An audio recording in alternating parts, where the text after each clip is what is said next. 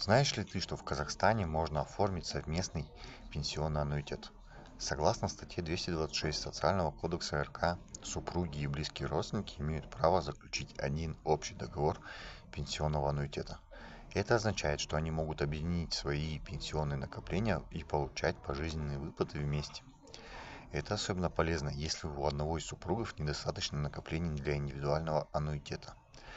Объединяя средства, пара может обеспечить себе стабильный доход на пенсии. Важно отметить, что даже в случае развода каждый из супругов продолжает получать свою часть выплат, а в случае смерти одного из них второй продолжает получать выплаты в полном объеме.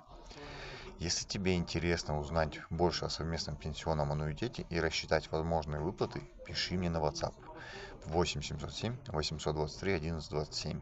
Я помогу тебе разобраться во всех деталях и подобрать оптимальное решение для твоей ситуации.